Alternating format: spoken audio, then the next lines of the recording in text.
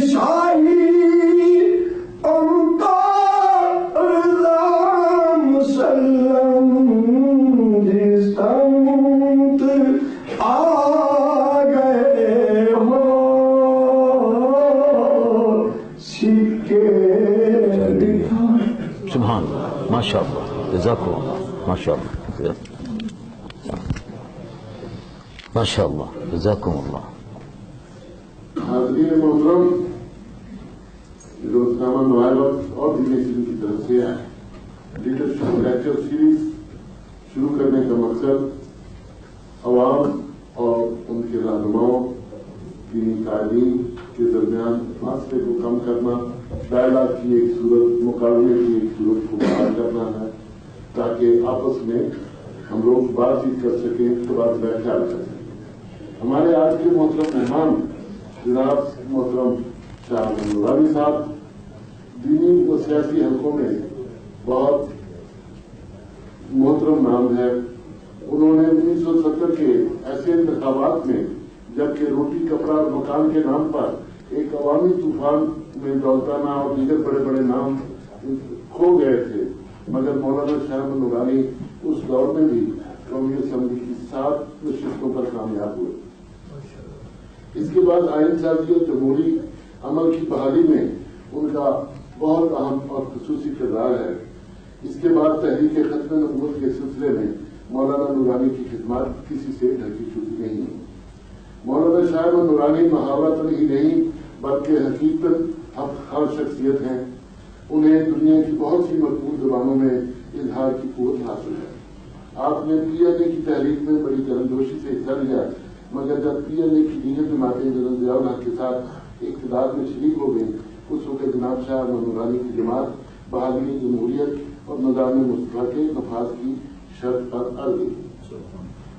سواد اعظم کی نمائندہ اس بہت بڑی جماعت کا ماضی اور کردار ہمیشہ قابل تعریف رہا ہے. تحریک پاکستان میں اس جماعت نے بہت سرگرمی سے حصہ لیا، مگر نامعلوم موجود کی بنا پر یہ جماعت جلد ہی ٹوٹ پھوٹ کا شکار ہو جاتی ہے. اور گزشتہ 10-12 برس سے جبکہ سیاسی منظر پر کوئی عوامی طوفان نہیں، اس کے باوجود اس جماعت کی منتخب اداروں میں نمائندگی بہت کمزور اور برائے نام رہی ہے.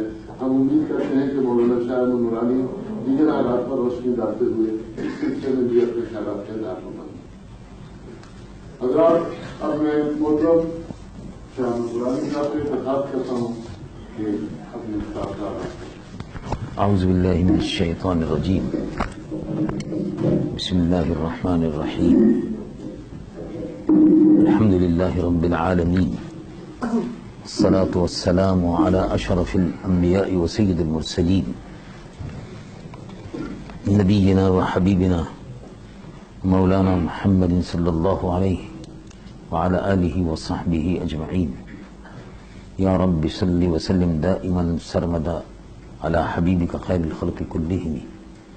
اللہم صل على حبیبک سیدنا مولانا محمد صاحب الوجہ الانور والجبین الازہر، صلاۃ والسلام علیک یا سیدی یا رسول اللہ. الحمدللہ کہ ہم اور آپ آج پاکستان کے معروف قومی جریدے کی اس تقریب میں جو لیڈرشپ لیکچر کے نام سے ہے، اس میں ہم اور آپ شامل ہو رہے ہیں. میں سب سے پہلے نوائے وقت کو اور اس کے محترم چیف ایڈیٹر اور تمام ادارتی عملے کو، منتظمین کو اس لیکچر کے انتظام پر مبارکباد بھی پیش کرتا ہوں، اور مجھے انہوں نے دعوت دی اس پر بھی میں صمیم قلب سے ان کا شکر گزار ہوں. یہ بڑا اہم مسئلہ ہے کہ پاکستان، کشمیر، افغانستان، فلسطین دیگر اسلامی ممالک کو درپیش مسائل اور پھر ان مسائل کی موجودگی میں اس کا حل، بڑا اہم سوال بھی ہے اور بڑا اہم موضوع ہے۔ میں اپنی بے بضاعتی کے سبب ہو سکتا ہے اس پر زیادہ سیر حاصل گفتگو نہ کر سکوں، پھر بھی اپنی بساط کے مطابق، اپنی بے بضاعتی کے باوجود جو کچھ میرے افکار پریشاں ہیں ان کو آپ کی خدمت میں پیش کرتا ہوں۔ پہلی بنیادی بات جو ہے وہ پاکستان ہے، اس میں کوئی شک نہیں کہ پاکستان قائد اعظم کی ولولہ انگیز قیادت میں معرض وجود میں آیا۔ دو قومی نظریہ اس کی بنیاد بنا۔ ہم مسلمان کی حیثیت سے دو قومی نظریے پر مکمل یقین رکھتے ہیں۔ قرآن مجید و فرقان حمید میں، احادیث مبارکہ میں اور امت مسلمہ کا جو اسلامی تشخص ہے اس کے سلسلے میں یہ بات بڑے روشن دلائل کے ساتھ متعدد بار وقتاً فوقتاً جب تحریک پاکستان شروع ہوئی اور جب عروج پر تھی، اس سلسلے میں بڑی وضاحتیں کی گئیں، اور الحمدللہ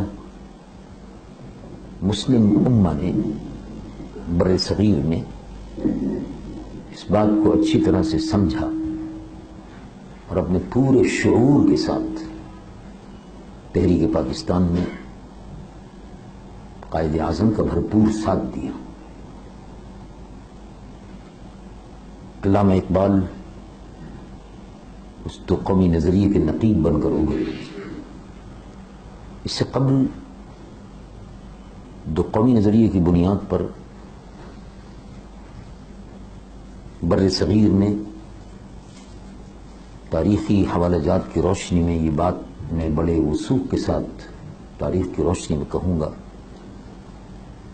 کہ بر صغیر میں انگریزوں کی حکومت کے زمانے میں وہ علماء جن کا تعلق ہندوستان سے تھا، بر صغیر سے تھا، انہوں نے بڑی عظیم جدوجہد کی اور دو قومی نظریہ اسلامی تشخص جس کی بنیاد پر ابھرتا ہے اس کی تشہیر میں، تبلیغ میں بے پناہ قربانیاں بھی دی۔ اس سلسلے میں ڈاکٹر اشتیاق حسین قریشی صاحب کی کتاب تاریخ پاکستان میں مفصل روشنی ڈالی گئی ہے۔ اعلیٰ حضرت مولانا شاہ احمد رضا فاضلی بریلوی رحمۃ اللہ علیہ اور ان کے رفقاء نے دو قومی نظریے کی بنیاد پر متعدد مقامات پر کانفرنسوں کا انعقاد کیا اور لوگوں کو بتایا کہ ہم مسلمان ہیں اور ایک قوم ہے۔ قرآن مجید و فرقان حمید اور احادیث کی روشنی میں اس کو واضح کیا۔ قرآن مجید و فرقان حمید میں صرف ایک آیت میں اس سلسلے میں کوٹ کرتا ہوں، اس میں ارشاد فرمایا هو الذی خلقکم فمنکم کافر ومنکم مؤمن، وہی رب ہے جس نے تم کو پیدا کیا، تم میں کچھ کافر ہیں اور کچھ مسلمان ہیں۔ دو قومی نظریے کی بنیاد پڑ گئی کہ کفر ملت واحدہ ہیں اور مسلمان امت واحدہ ہیں۔ ان هذه امتکم امۃ واحدہ، دوسری آیت میں اس کی مزید تشریح کی گئی۔ تو دو قومی نظریے کی بنیاد پر الحمدللہ یہ ملک معرض وجود میں آیا، اور اس زمانے میں قائد اعظم سے لے کر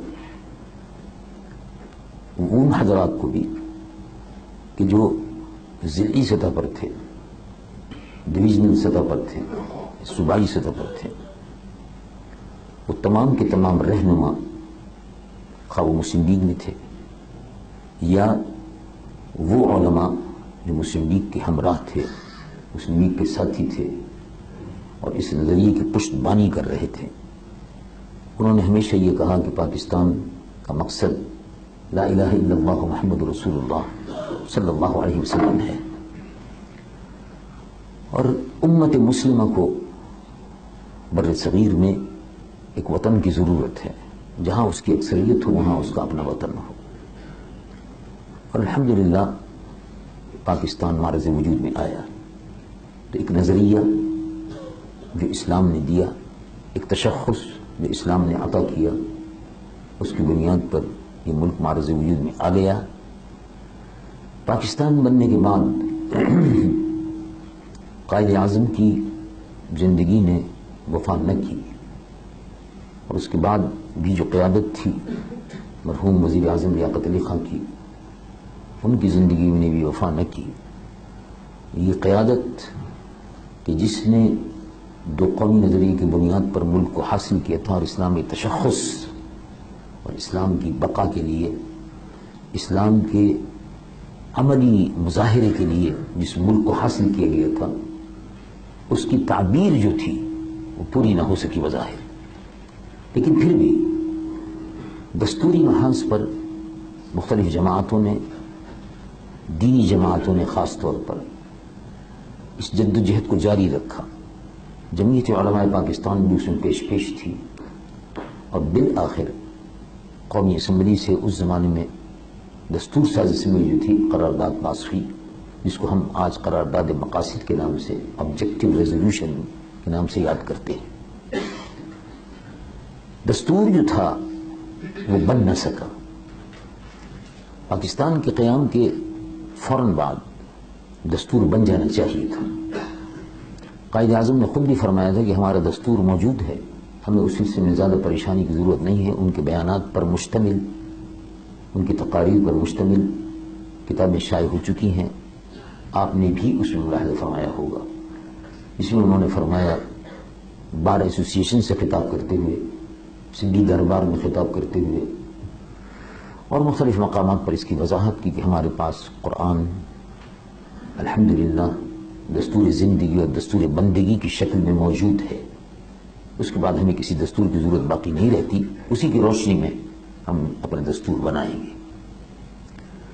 لیکن دستور سن 1956 میں جا کر بنا۔ اس سے آپ اندازہ لگا سکتے ہیں کہ 47 سے لے کر 56 تک ہم گورنمنٹ آف انڈیا ایکٹ سن 1937 کے تحت اپنا کام چلاتے رہے، ہم تھوڑی بہت ترمیم وقتاً فوقتاً کرتے رہے۔ سن 1956 کا دستور جو تھا اس کے متعلق آپ کو معلوم ہے کہ وہ بعد میں اس کے نتیجے میں پاکستان میں الیکشن ہونے تھے اور نئی اسمبلی یا پارلیمنٹ وجود میں آنی تھی، وہ دستور ہی بالآخر اپنے نفاذ سے پہلے ختم کر دیا گیا، اور سن 1958 میں پاکستان میں فوجی انقلاب آ گیا۔ الیکشن کی اس زمانے میں تیاریاں ہو رہی تھیں، وہ پوری نہ ہو سکی۔ فوجی انقلاب کے بعد دستور بنا، وہ دستور بھی جس طرح سے بنا ہے وہ بھی آپ کو معلوم ہے۔ سن 1962 میں وہ دستور منظور ہوا، اور اس کے بعد جنرل محمد ایوب صاحب اس ملک پر حکمراں رہے، اور اس دستور کی روشنی میں اس ملک پر حکومت رہی۔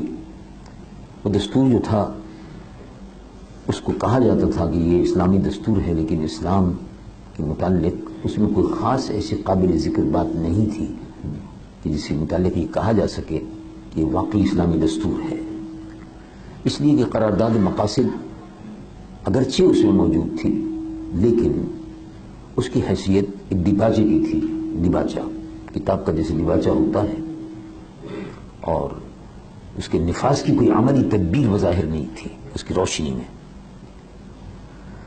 جاتے جاتے جنرل محمد ایوب صاحب نے اپنے ہی کانسٹیٹیوشن کو خود ہی توڑا اور جنرل محمد یحییٰ صاحب کو زمام اقتدار سپرد کی، یحییٰ صاحب جتنے عرصے اقتدار میں رہے، مختصر سا عرصہ تھا، انہوں نے جاتے جاتے ایک دستور،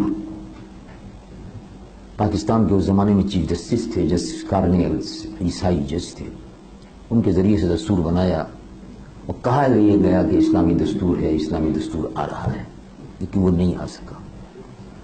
میں جو بات عرض کرنا چاہتا تھا وہ یہ کہ دستور کو اسلامی ہونا چاہیے تھا، فوری طور پر بن جانا چاہیے تھا، راہ اور سمت معین ہو جانی چاہیے تھی، لیکن وہ نہیں ہو سکی۔ یحییٰ خان صاحب کے جانے کے بعد جن حالات میں وہ گئے وہ آپ کو معلوم ہے، اس کی تفصیل میں نہیں جاتا۔ سقوط ڈھاکہ ہوا، اور سقوط ڈھاکہ کے بعد یہ ایک بہت بڑا المیہ تھا ہماری تاریخ کا، اور بڑا شرمناک تھا۔ ہماری قوم اس مرحلے سے گزر گئی، اور سن 1972 میں پروویژنل کانسٹیٹیوشن، عارضی دستور، صدارتی طرز حکومت کا ہمیں دیا گیا۔ بعد میں پارلیمنٹ تھی، قومی اسمبلی تھی، اس میں سے 1973 میں باقاعدہ پارلیمانی جمہوری اسلامی نظام کے سلسلے میں کچھ بنیادیں اس میں رکھی۔ مثلا پاکستان کے پہلے دستور میں، کسی بھی دستور میں جو بیسک پرنسپل کمیٹی کی رپورٹس، اور سن 1956 کا دستور اور سن 1970 کے دستور کے بعد بنے ہیں، اس میں کسی میں بھی اس سے پہلے دستور میں اسلام سرکاری مذہب نہیں تھا، اور اسلامی قوانین کو تبدیل کرنے کے لیے کوئی ایسا ادارہ نہیں تشکیل دیا گیا تھا کہ جو باضابطہ طور پر اس سلسلے میں کام کرے اور ملک کو ایسا قوانین کا مجموعہ دے کہ جس سے لوگ اپنی زندگی کو اسلام کے مطابق بسر کر سکیں، اپنے فیصلے اسلام کی روشنی میں حاصل کر سکیں۔ سن 1973 کے دستور میں کم از کم اتنا ہوا کہ اسلام ملک کا سرکاری مذہب ہوا۔ میں کیونکہ دستور کمیٹی کا ممبر بھی تھا، 25 افراد پر مشتمل اس کی کمیٹی بنی، پارلیمنٹ نے بنائی، اور اس میں بھی شامل تھا۔ اس میں 25 آدمیوں نے دستور مرتب کیا، اس کو قومی اسمبلی میں پیش کیا، اور ایک طویل بحث مباحثے کے بعد سن 1973 کا دستور بالآخر منظور ہوا۔ اس میں اسلام اس ملک کا سرکاری مذہب ہوا۔ تمام قوانین کو کتاب و سنت کے سانچے میں ڈھالنے کے لیے ایک نظریاتی کونسل تشکیل دینے کا اعلان کیا گیا، اور اس کی یہ ذمہ داری یعنی اس کے ذمے یہ لگایا گیا کہ وہ 7 سال کے عرصے میں، زیادہ سے زیادہ 7 سال کے عرصے میں تمام قوانین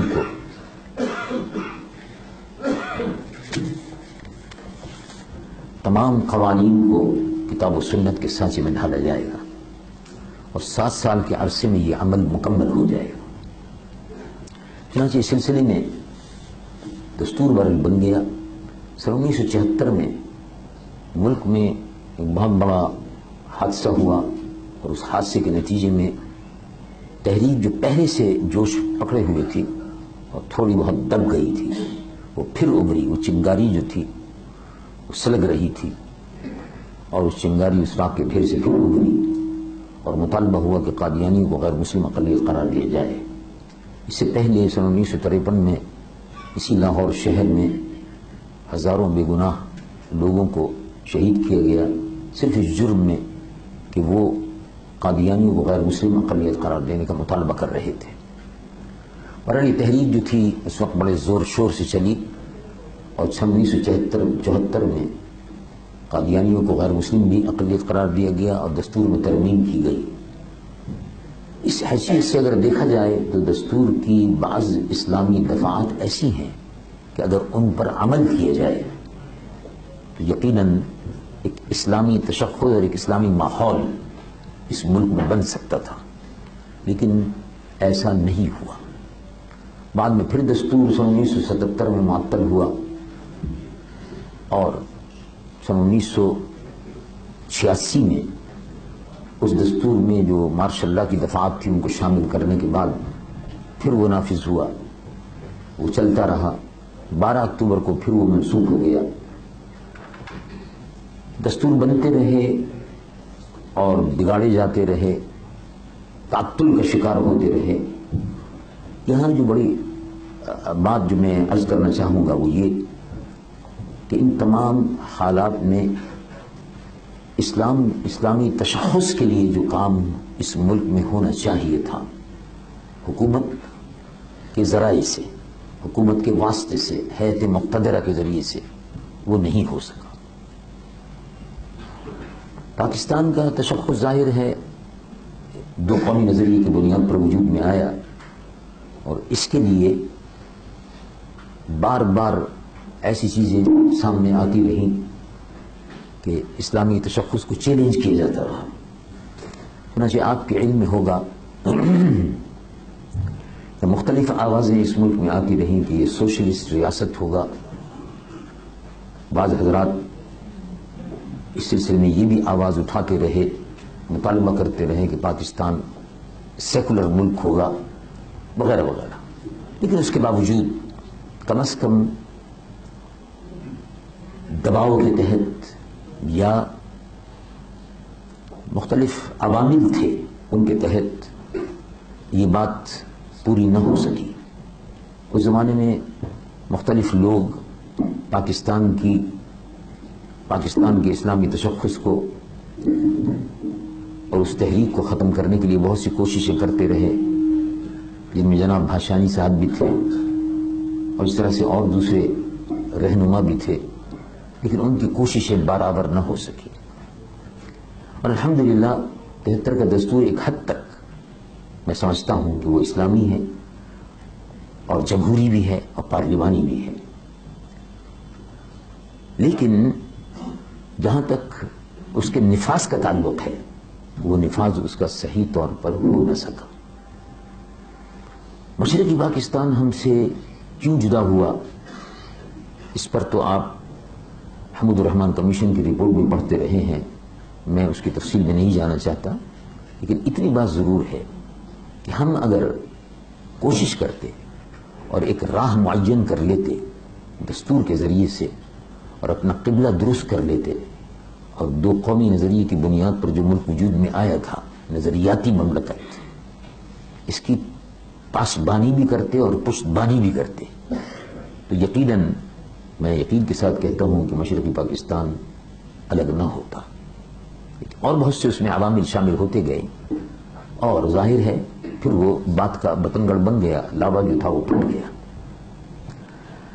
اب اس وقت پاکستان میں دستور معطل ہے اور پروویژنل کانسٹیٹیوشن آرڈر، عارضی دستور کے تحت اس ملک پر حکومت ہو رہی ہے، اور سپریم کورٹ نے بہرحال یہ بات بہت غنیمت ہے کہ سپریم کورٹ نے سال گزشتہ اپنے فیصلے میں یہ لکھا کہ 12 اکتوبر کے فوجی انقلاب کے نتیجے میں اس ملک میں جو دستور موجود ہے اس کی اسلامی دفعات کو نہیں چھیڑا جائے گا، وہ دفعات دستور برقرار رہیں گی۔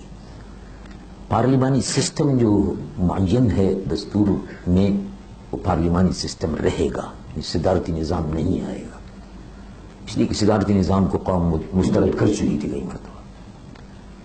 اور اسی طرح سے عدلیہ کی آزادی کو برقرار رکھا جائے گا اور انسانی حقوق، ہیومن رائٹس کا تحفظ کیا جائے گا، اور بالدستور میں جو ضروری ترامیم آپ کو کرنی ہے اس کے علاوہ روزمرہ کے کاموں کے سلسلے میں یا مستقبل میں کوئی ایسی بات کہ جس کے متعلق یہ کہا جائے یا مطالبہ کیا جائے کہ اس کو ٹھیک کر دیا جائے، مثلا سینٹ کے اختیارات وغیرہ وغیرہ، یہ بہرحال ظاہر ہے اس کا ان کو اختیار دیا گیا ہے، تو کم از کم اتنا ضرور ہے کہ آج بھی 73 کا دستور اس اعتبار سے باقی ہے کہ اس کی اسلامی دفعات کو چھیڑا نہیں جائے گا اور وہ بدستور باقی رہیں گی۔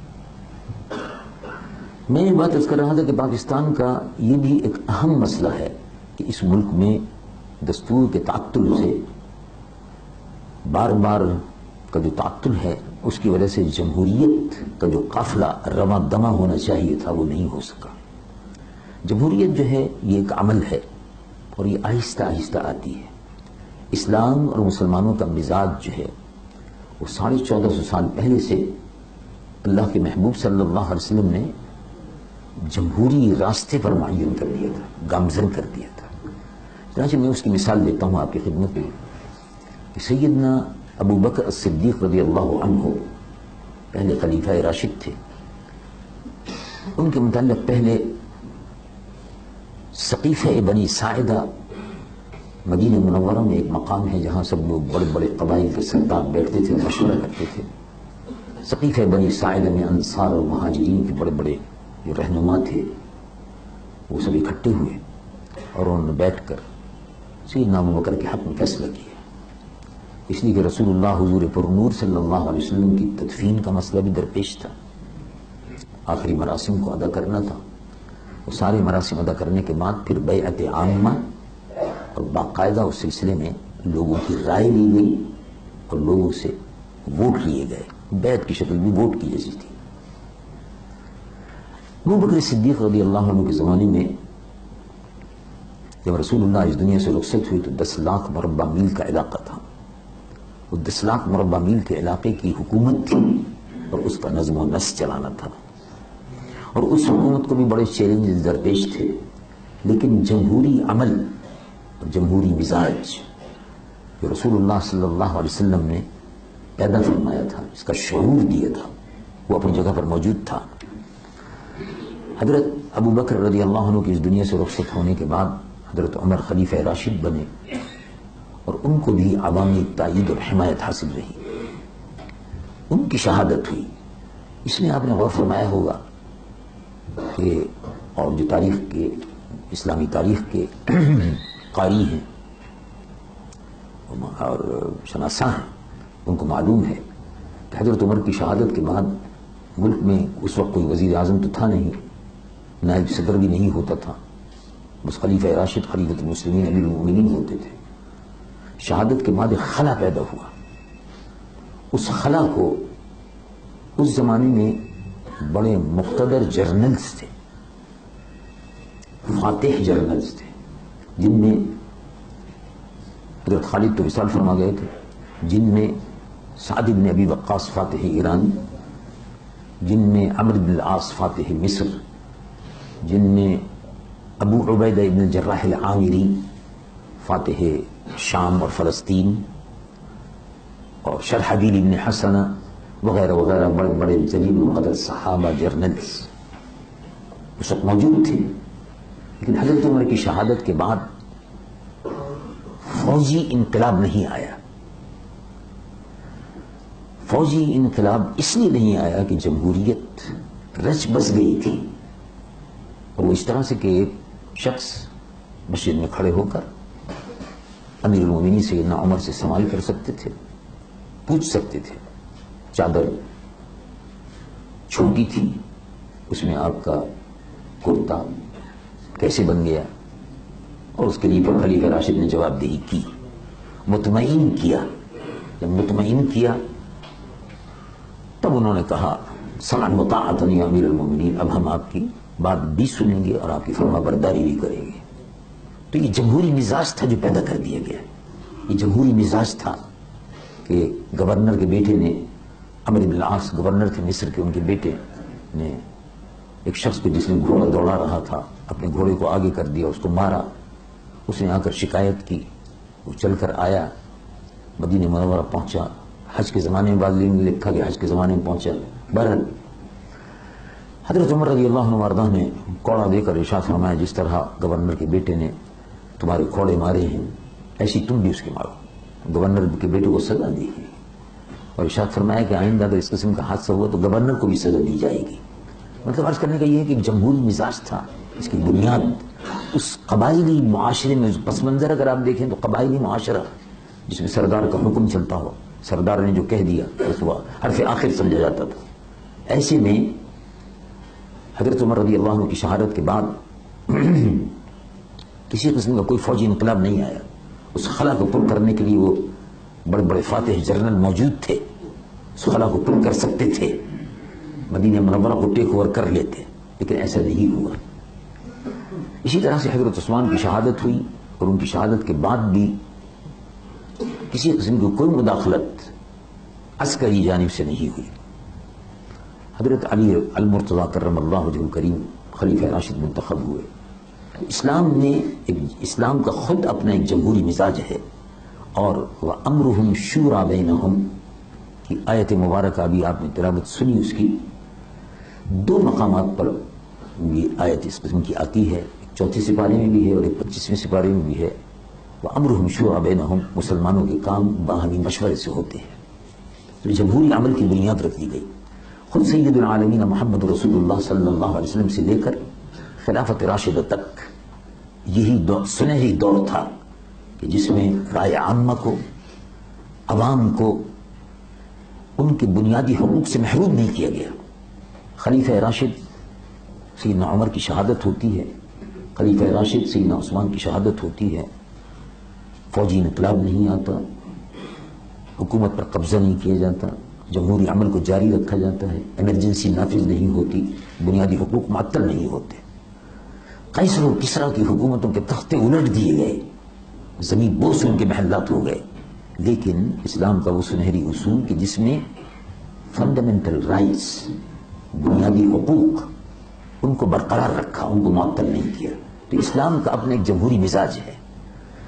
اس جمہوری یہ ملک جو ہے یہ بھی جمہوریت کے ذریعے سے وجود میں آیا. یعنی ایک تو ہوتی ہے بیلٹ اور ایک ہوتی ہے بلٹ. ووٹ کی پرچی سے یہ ملک وجود میں آیا ہے، بندوق کے زور پر اس کو حاصل نہیں کیا گیا. تو الیکشن ہوتے رہیں، جمہوری عمل جاری رہے، اسی میں پھر جمہوریت نکھر کر آتی ہے. بہت سے حضرات مثال لیتے ہیں انگلستان کی، کہ انگلستان کی پارلیمنٹ جس کو عام طور سے مدر آف دی پارلیمنٹ کہا جاتا ہے، کہ تمام پارلیمانی جتنے بھی پارلیمان ہیں ان کی ماں ہے، وہ جمہوریت کے علم بردار ہے، وہ اپنے مقام پر صحیح ہے. لیکن یہ ہاؤس آف کامنز، یہ برطانیہ کی پارلیمنٹ اتنی با اختیار اور اتنی قد آور اور اتنی زور آور کیسے ہوئی؟ یہ حادثے کے طور پر نہیں ہوئی یا 10-20 سال کے عرصے میں نہیں ہوئی. ہندوستان کی تاریخ میں آپ بہت سے لوگوں نے مطالعہ کیا ہوگا کہ ہندوستان کی سڑکوں پر پارلیمنٹ نے اپنے اختیارات کے لیے اور بادشاہ کے اختیارات کو کم کرنے کے لیے انگلستان کی سڑکوں پر، لندن کی سڑکوں پر خون بہتا رہا، بادشاہ کو پھانسیاں دی گئی، اور اس کے بعد بالآخر پارلیمنٹ اتنی با اختیار ہوئی کہ آج آپ اس کو دیکھ رہے ہیں. تو جمہوری عمل جو ہے آہستہ آہستہ چلتا ہے، اور چلتے چلتے پھر اس کو استحکام پیدا ہوتا ہے عوامی رائے سے اور عوام کے انتخاب کے ذریعے سے. جو لوگ برسر اقتدار آتے ہیں، الیکشن منصفانہ ہو. اب الیکشن دیکھیے، اسرائیل میں الیکشن منصفانہ ہوتے، ہندوستان میں الیکشن بھی منصفانہ ہوتے. الیکشن کمیشن با اختیار ہے، منصفانہ انتخابات ہوتے ہیں، اور اس کے نتیجے میں جو لوگ منتخب ہو کر آتے ہیں، اگر انہوں نے بے ایمانی کی ہے، اقربا پروری کی ہے، اختیارات کا ناجائز استعمال کیا ہے، امانت میں خیانت کی ہے، بیت المال میں خیانت کی ہے، تو قوم خود محاسبہ کر لیتی ہے. اب ایسے احتساب کے قوانین موجود ہوتے ہیں، ہمارے یہاں بھی احتساب کے قوانین بڑے سخت موجود تھے. اسلام نے احتساب کا عمل جو ہے یہ پہلے ہی دن سے اس کا تصور دیا گیا. امبیڈسمین، احتساب، اور احتساب کی عدالتیں موجود ہوتی تھی. خود خلیفہ راشد بھی احتساب کرتے تھے اور ججز بھی مقرر تھے، قاضی مقرر تھے، اور اس سلسلے میں بے شمار فیصلے اس سلسلے میں ہوئے ہیں. جائیدادیں ضبط کی گئی ہیں، لوگوں کو عہدوں سے معزول کیا گیا ہے، ان پر مقدمات چلائے گئے ہیں اور سزائیں دی ہیں. خود حضرت عمر رضی اللہ عنہ نے بہت سے گورنرز کو سزائیں دی. یہ ساری مثالیں ہمارے سامنے موجود ہیں. تو جمہوری عمل کے نتیجے میں پاکستان وجود میں آیا. وہ جمہوریت بھی یہاں ختم ہو گئی، کر دی گئی، اس عمل کو جاری نہیں رہنے دیا گیا. ووٹ کے ذریعے سے جو ملک وجود میں آیا تھا، اس میں ووٹ کے تقدس کو پامال کیا گیا، جمہوری قدریں پامال ہوئی، اور اسلام کے لیے، اسلام کے دام پر اس ملک کو معرض وجود میں لایا گیا تھا. اور ظاہر ہے اسلام کی روح ہے جمہوریت، تو دونوں ہی سے ملک خالی رہا. اسلامی تشخص بھی نہ رہ سکا، جمہوریت بھی نہ آ سکی، نہ ادھر کے رہے نہ ادھر کے رہے. اب قوم جو ہے وہ دو راہے پر کھڑی ہے. کہ اب اس کو کیا کرنا ہے۔ ان تمام حالات کا تجزیہ کرنے کے بعد میں آخر میں پھر آپ سے عرض کروں گا کہ میں کس نتیجے پر پہنچا، لیکن اس سے پہلے، نتیجے پر پہنچنے سے پہلے میں فلسطین، کشمیر، افغانستان اور فلسطین اور دیگر اسلامی ممالک کو درپیش مسائل پر کچھ تھوڑی سی گفتگو کرتا ہوں، پھر میں اپنا آخری تجزیہ پیش کرتا ہوں۔ کشمیر کا جہاں تک تعلق ہے، بنیادی بات تو یہ ہے کہ بر صغیر کی تقسیم کے وقت جو ڈرافٹ تیار ہوا کہ جس کے نتیجے میں ملک کو دو حصوں میں تقسیم کیا گیا، اس میں یہ تھا کہ ہندوستان اور پاکستان، یہ لارڈ جو آخری ہندوستان کے وائسرائے تھے ماؤنٹ بیٹن، انہوں نے جو نقشہ 3 جون سن 1947 کو پیش کیا، 3 جون سن 1947 کو انہوں نے جو تجاویز دی، جو ڈرافٹ تیار ہوا آزادی کا ڈکلیریشن، اس میں انہوں نے یہ کہا کہ بر صغیر میں پاکستان ایک الگ مملکت ہوگی اور ہندوستان ایک الگ مملکت ہوگی، اور یہ 2 الگ مملکتیں ہوں گی، اور ہندوستان میں تقریباً 570 سے اوپر ریاستیں تھیں، چھوٹی چھوٹی ریاستیں، چھوٹی چھوٹی ریاستیں، بیکانیر ہوئے، یہ ہوئے، وہ ہوئے، بھوپال ہوئے، وغیرہ وغیرہ، یہ تمام ریاستیں جو ہیں ان کو اس بات کا اختیار ہوگا، جو اس میں آزادی کا جو ایجنڈا ہے اس میں شامل ہے، ان کو اس بات کا اختیار ہوگا کہ وہ چاہیں تو ہندوستان کے ساتھ رہیں، چاہیں تو پاکستان کے ساتھ رہیں، ان کوئی تیسرا اختیار ان کا نہیں تھا کہ پاکستان کے ساتھ جائیں یا ہندوستان کے ساتھ جائیں۔ حیدرآباد نے ہندوستان کے ساتھ جانا منظور نہیں کیا، جوناگڑھ نے بھی منظور نہیں کیا، لیکن آپ کو معلوم ہے کہ ہندوستانی فوجوں نے پولیس ایکشن کے نام پر حیدرآباد پر حملہ کر دیا، حیدرآباد پر قبضہ کر لیا، اس طرح سے جوناگڑھ پر بھی قبضہ کر لیا، مانگرول، مناودر، یہ سب پاکستان میں شامل ہو چکی تھیں، ان کو بھی وہ قبضہ کر لیے۔ کشمیر کی بھی یہی صورتحال تھی کہ مسلم اکثریت کا علاقہ تھا۔ قائد اعظم نے ایک بڑا پرمغز اور بڑا ہی، تو اس تناظر میں اگر دیکھا جائے تو بڑا حقیقت حال بیان کی، انہوں نے فرمایا کہ کشمیر پاکستان کی شہرگ ہے۔ یہ شہرگ جو ہے، اس کی میں تشریح بھی کروں گا، پاکستان کشمیر کو پاکستان میں شامل ہو جانا چاہیے تھا، شامل ہے، شامل ہونا چاہیے تھا۔ تو حیدرآباد پر قبضہ کرنے کے بعد ہندو سامراج کے دانت تیز ہو گئے، مسلمانوں کا خون لگ گیا اس کو۔ اس کے بعد اس نے جوناگڑھ پر قبضہ کیا، مانگرول اور مناودر پہ بھی قبضہ کیا، کاٹھیاوار کی جو ریاستیں تھیں، مسلمان ریاستیں، ان پہ بھی قبضہ کر لیا۔ یہ کھلی ہوئی جارحیت تھی، ننگی جارحیت تھی۔ اور اس کے بعد اس کے کشمیر میں بھی دانت لگے ہوئے تھے، تو انگریز سے سازش کرنے کے بعد اس نے کشمیر پر بھی اپنی فوجیں اتار دی۔ کشمیر میں فوجیں اترنی شروع ہوئی، بہانہ یہ بنایا گیا کہ مہاراجا نے لکھ کر دے دیا ہے کہ ہم شامل ہوتے ہیں۔ مہاراجا کو حق حاصل نہیں تھا، کشمیر کی اسمبلی موجود تھی، اور دوسری بات یہ تھی کہ وہ دستاویز جس کا ذکر مہاراجا کرتے ہیں، اس کے متعلق پوچھا جاتا ہے آج تک کہ وہ دستاویز ہے کہاں، جسے مہاراجا نے دستخط کر کے ماؤنٹ بیٹن کو دیے ہیں، تو آج تک وہ دستاویز منظر عام پر نہیں آئی۔ پر قائد اعظم نے اپنی فراست سے، اپنے تدبر سے اس سازش کو سمجھ لیا۔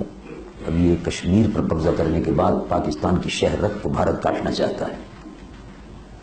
شہرت اس اعتبار سے ہے، میں اس کی وضاحت کر دوں، پاکستان کے جتنے بھی دریا ہیں، اب یہ اس میں وہ لوگ بھی تو بار بار یہ کہتے ہیں کہ پاکستان نے بے مقصد 3 جنگیں کشمیر کے لیے لڑی ہیں۔ بعض دانشور یہ کہتے ہیں، وہ دانشور، میں دانشور ہی کہوں گا، اس لیے کہ ملک میں ان کو دانشور کہا جاتا ہے، جیسے کہا جاتا ہے ویسے ہی کہوں گا۔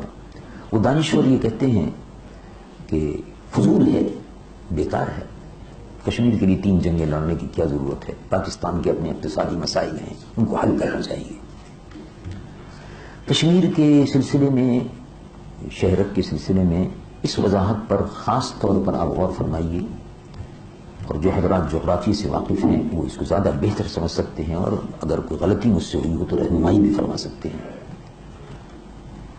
3 دریا جو کشمیر سے نکلتے ہیں، اور پھر 2 دریا وہ بھی جو کشمیر سے نکلتے ہیں، یعنی 5 دریا۔ 5 دریا جو ہیں ان میں سے 3 دریاؤں کو ہم نے سن 1959 میں 69 میں صدر ایوب صاحب کے عہد اقتدار میں ورلڈ بینک کے ذریعے سے پنڈت جواہر لال نہرو کو کراچی میں بلا کر 3 دریا بھارت کے حوالے کر دی۔ اب میں اس معاہدے کی تفصیل میں نہیں جاتا، اسے کتنا نقصان ہوا، کتنا نہیں ہوا، اس وقت کیا حالات تھے، کیا نہیں تھے، بہرحال مورخین نے اس پر بہت کچھ تبصرے کیے ہیں۔ 3 دریا تو دے چکے ہم بھارت کو، اب 2 دریا رہ گئے ہیں۔ وہ 3 دریا جو بھارت کو دیے گئے تھے، اس نے 3 دریاؤں کا رخ موڑ دیا، اور موڑ کر مشرقی پنجاب میں امرتسر ڈویژن، جالندھر ڈویژن، اور اس کے ساتھ ساتھ راجپوتانے کو سرسبز و شاداب بنا دیا۔ مغرب مشرقی پنجاب کے وہ علاقے جو بنجر تھے، ناقابل کاشت تھے، اور پانی ان کو دستیاب نہیں ہوتا تھا، اور وہاں پانی کی فراوانی ہے، 3 دریاؤں کا بڑی آزادی سے وہ استعمال کر رہا ہے جو ہم نے اس کو دے دیے تھے۔ اب 2 دریا ہمارے پاس رہ گئے۔ اگر کشمیر چلا جاتا ہے خدا نخواستہ، کبھی دانشوروں نے اس پر غور کیا کہ ان 2 دریاؤں کے رخ بھی بھارت یا امریکہ یا جو بھی اس پر قابض ہو، ان دریاؤں کا رخ بھی موڑ دے گا، تو پھر پاکستان کا کیا ہوگا؟ پاکستان بنجر ہو جائے گا، خدا نخواستہ، خاتم بدہن میرے منہ میں خاک، اور پاکستان میں لوگ آپس میں ایک دوسرے کو کھائیں گے، یہ جنگل ہو جائے گا، ایسا جنگل کہ جس میں بیابان ہو، جنگل ہو بیابان ہو۔ تو وہ اس اعتبار سے بھی شہرد ہے۔ کشمیر کو پاکستان میں شامل ہونا تھا، لیکن نہیں ہو سکا۔ اس لیے نہیں ہو سکا کہ ہندوستان نے اپنی فوجیں اتار دی، اور بہانہ یہ کیا کہ مہاراجہ ہمارے ساتھ ہے، مہاراجہ ہندو تھا۔ اب بڑا بدقسمت ہے یہ خطہ، اس خطے کے مسلمان، اللہ تبارک و تعالیٰ ان کی قسمت کو کھول دے، یہ عرصے سے اپنی آزادی کی جنگ لڑ رہے ہیں۔ ڈوگرہ کے زمانے میں اپنی آزادی کی جنگ لڑتے رہے۔ انگریزوں نے 75 لاکھ روپے میں مہاراجہ گلاب سنگھ کو کشمیر بیچ دیا تھا، اور یہ سمجھ لیجیے کہ مسلمانوں کو غلام بنا کر ہندوؤں کے قبضے میں دے دیا تھا۔ یہ انگریزوں کی سازش تھی کہ ہندو راجہ وہاں مسلط کر دیا، کشمیر انگریزوں کو دے دیا۔ اور اس کے بعد سن 47 کے بعد مسلمانوں نے جدوجہد کی، قائد اعظم کے حکم پر فوج نہ جا سکی، اس لیے کہ انگریز جنرل گریسی انگریز کمانڈر ان چیف تھا، اور اقل لیک کمانڈر ان چیف تھا ہندوستان اور پاکستان کا۔ فوجیں اس وقت تک تقسیم نہیں ہوئی تھی مکمل طور پر، ہماری فوج بھی مختلف مقامات پر پڑی ہوئی تھی۔ کچھ فوجیں انڈونیشیا میں تھیں، کچھ فوجیں برما میں باقی تھیں، کچھ فوجیں سنگاپور میں تھیں، کچھ فوجیں اڑیسہ میں تھیں، کچھ بنگال میں تھیں، کچھ مدراس میں تھیں۔ آہستہ آہستہ مسلمان فوجی جو تھے وہ آ رہے تھے، تو فوج بھی منظم نہیں ہو سکی تھی، اس لیے کشمیر پر بھارت نے فوجیں اتار دی۔ اتارنے کے بعد جوابی کارروائی کرتے ہوئے پاکستان کے بھی بعض مجاہدین اور قبائل کے ہمارے بھائی جو مسلمان بھائی ہیں، قبائلی علاقے میں رہتے ہیں، وہ کشمیر میں داخل ہو گئے، سری نگر کے قریب تک پہنچ گئے۔ اسی زمانے میں پنڈت جواہر لال نہرو نے یونائٹڈ نیشن سے درخواست کی کہ سیز فائر کیا جائے، اور انہوں نے اس بات کا یونائٹڈ نیشن میں جنوری سن 49 میں 49 میں اس بات کا اقرار کیا کہ ہم کشمیر میں استصواب کرائیں گے، پریویسی کشمیر میں استصواب ہوگا، حق خود ارادیت کشمیریوں کو حاصل ہے، وہ فیصلہ کریں کہ وہ ہندوستان کے ساتھ رہنا چاہتے ہیں یا پاکستان کے ساتھ رہنا چاہتے ہیں، مہاراجہ کو کوئی اختیار نہیں ہے۔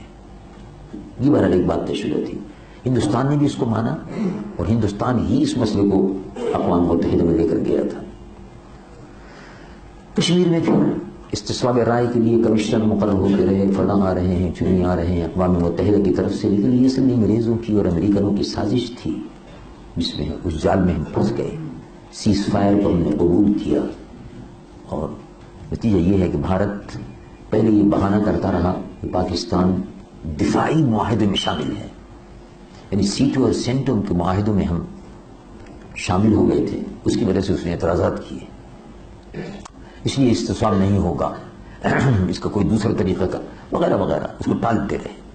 اور یہ کہ کشمیر کا مسئلہ ختم ہو گیا ہے، ہم نے دستور بنا دیا ہے کشمیر کا، ہمارے اپنے دستور میں ہم نے دفعہ 370 رکھ دی ہے جس میں کشمیر ایک خود مختار ریاست کی حیثیت سے رہے گا وغیرہ وغیرہ۔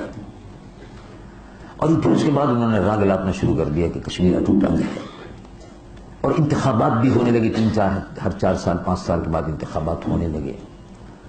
کشمیر کے عوام یہ سمجھتے تھے کہ شاید اقوام متحدہ کے تحت استصواب رائے ہوگا تو فیصلہ ہو جائے گا، وہ صبر کرتے رہے۔ جب ان کا پیمانہ صبر لبریز ہو گیا، انتخابات میں بھی دھاندلی ہوتی رہی، ہندو بنیا ہندو سامراج ہندوستان میں جو الیکشن کراتا ہے وہ بڑی دیانتداری سے الیکشن کراتا ہے، اس میں وزیر اعظم بھی اپنی نشست ہار جاتا ہے۔ چنانچہ آپ نے ہندوستان کے الیکشن کا تجزیہ کیا ہوگا کہ راجیو گاندھی ہار گئے حالانکہ وہ پرائم منسٹر تھے، اندرا گاندھی ہار گئی حالانکہ وہ پرائم منسٹر تھے، نرسمہا راؤ ہار گئے حالانکہ وہ پرائم منسٹر تھے، اس طرح سے مرارجی دیسائی پرائم منسٹر تھے، ہار گئے۔ تو ہمارے یہاں الیکشن ہوتے رہے اور ہمارے یہاں پرائم منسٹر کے ہارنے کا کوئی تصور نہیں ہے، پرائم منسٹر کو کے ذہن میں یہ بات ہوتی ہے کہ مجھ کو بلا مقابلہ آنا چاہیے، چنانچہ یہاں بلا مقابلہ ہوتا تھا اور ماشاءاللہ الیکشن کمیشن بھی ان کو بلا مقابلہ ہی منتخب کرانے کی کوشش کرتا تھا۔ یہاں کے وزیر اعظم صاحب نے الیکشن لڑا تو بلا مقابلہ منتخب ہوئے، اور پھر اس کے بعد جب انہوں نے دیکھا کہ وزیر اعظم بھی بلا مقابلہ آ رہے ہیں تو ہم صوبے کیوں پیچھے رہیں، تو پنجاب کے وزیر اعلیٰ بھی اور سندھ کے وزیر اعلیٰ بھی لائن لگ گئی، یہ سب بلا مقابلہ آنے لگے۔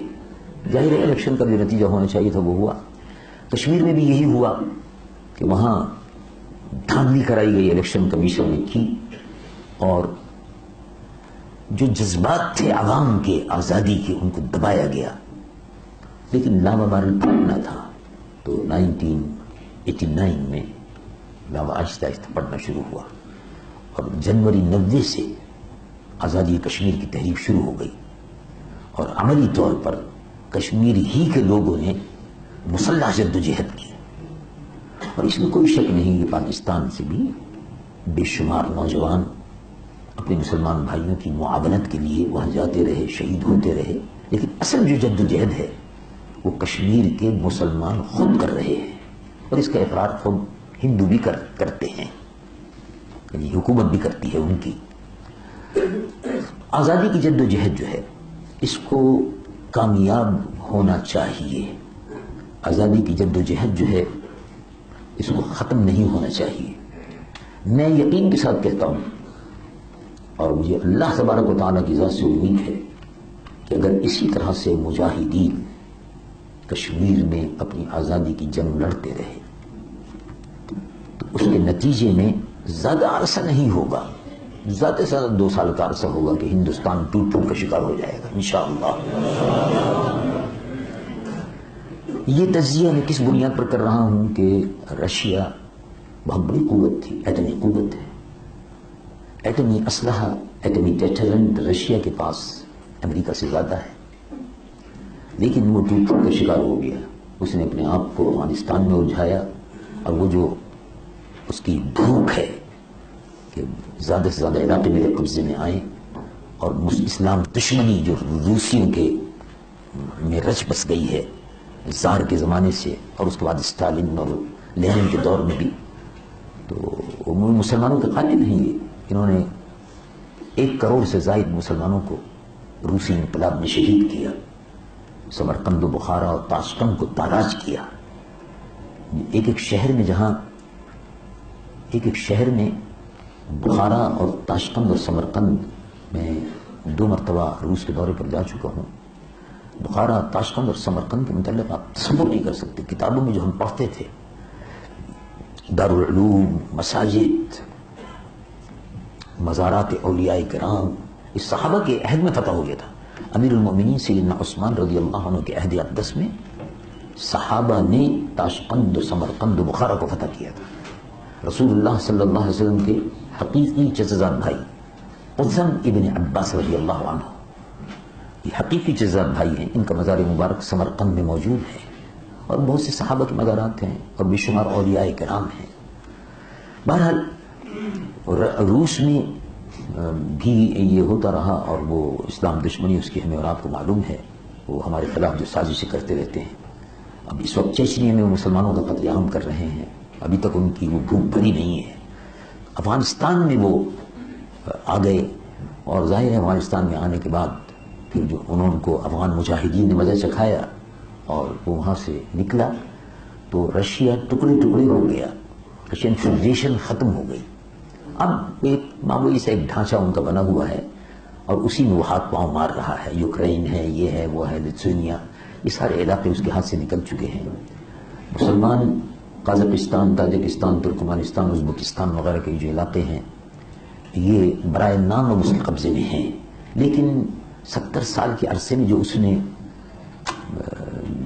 ذہن کے بدلنے کی جو کوشش کی اور کمیونزم اور سوشلزم کا جو پرچار کیا تھا اس کی وجہ سے جو اثرات وہاں کمیونزم کے ابھی بھی موجود ان ریاستوں میں ہیں اور آہستہ آہستہ انشاءاللہ وہ اس اثرات سے نکل کر آئیں گے باہر. اور یہ آگے چل کر انشاءاللہ جس طرح ماضی میں وسطی ایشیا کا علاقہ جس کو صحابہ نے اپنے دور میں فتح کیا تھا حضرت عثمان رضی اللہ عنہ کے دور میں، انشاءاللہ اس کا اسلامی تشخص بھرپور طریقے سے انشاءاللہ واپس آئے گا. تو بھارت بھی اس جنگ کا متحمل نہیں ہو سکتا.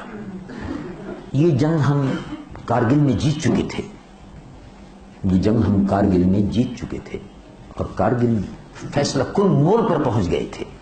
لیکن اس کے بعد جو حالات پیدا ہوئے وہ آپ کے سامنے ہیں. میں اس کی تفصیل میں اب زیادہ نہیں جاتا. اسی کے اس پر بے شمار تبصرے اور تجزیے اخبارات میں شائع ہوتے رہے. کشمیر کا مسئلہ جو ہے یہ پاکستان کی قائد اعظم کے کہنے کے مطابق واقعی شہر رگ ہے اور پاکستان کی بقا بھی کشمیر سے ہے.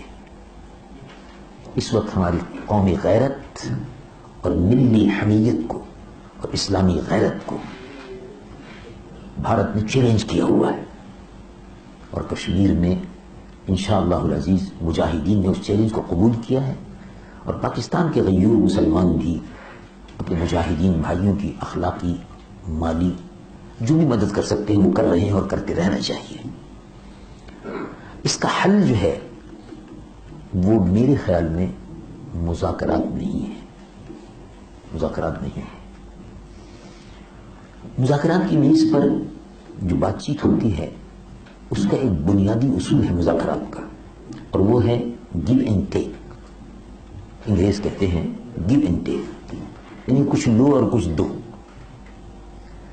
تو کچھ لو اور دو میں مطلب یہ ہے کہ کشمیر کی تقسیم ہو، وادی کسی کو دے دو، شمالی ایریا کسی کو آپ لے لو، فلاں علاقہ ان کو دے دو، کچھ بدھوں کو دے دو لداخ کا علاقہ، کچھ جموں میں ہندوؤں کی اکثریت ہے.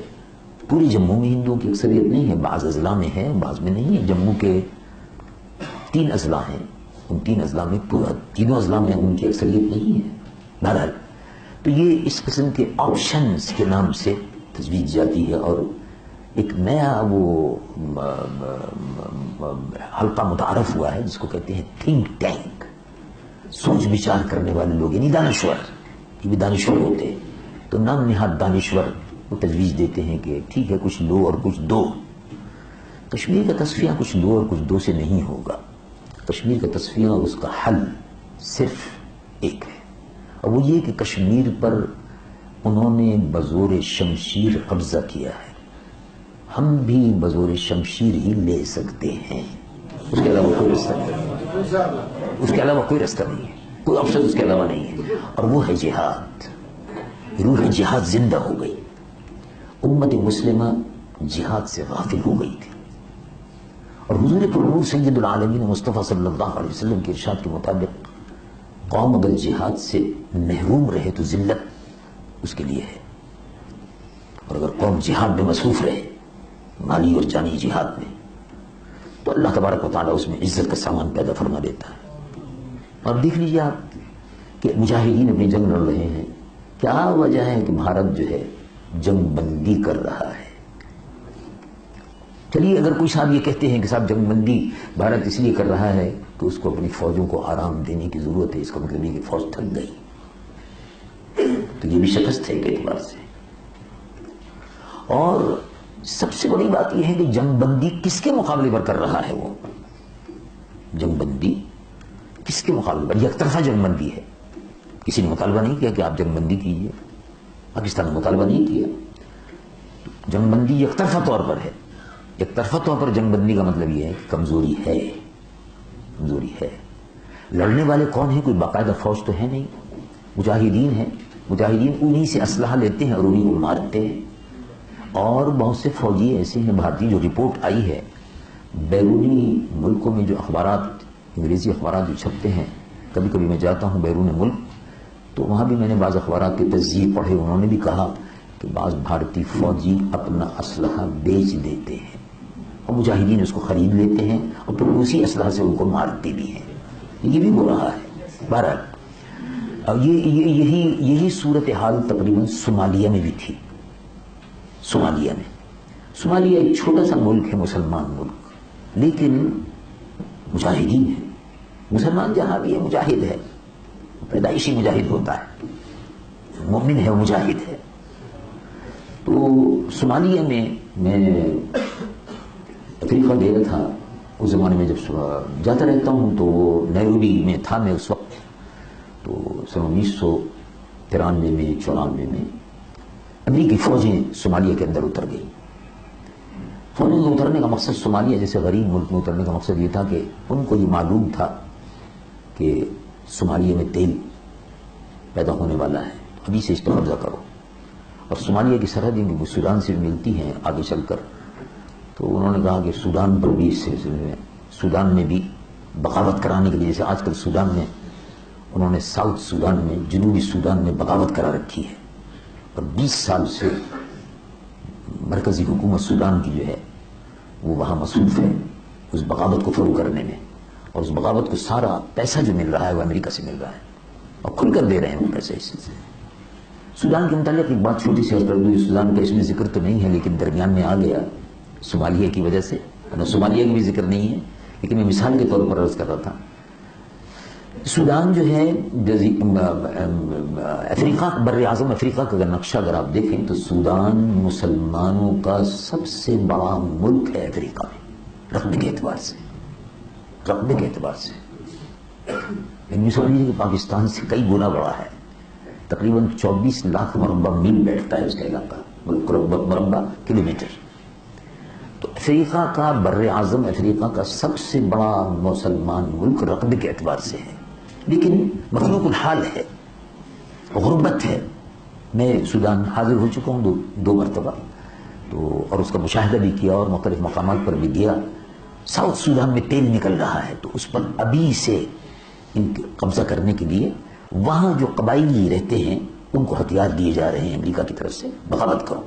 چنانچہ بغاوت ہو رہی ہے اور مرکزی حکومت کو کمزور کیا جا رہا ہے. تو اس تیل کے چشموں پر قبضہ کرنے کے لیے یہ سارے کھیل کھیلے جا رہے تھے.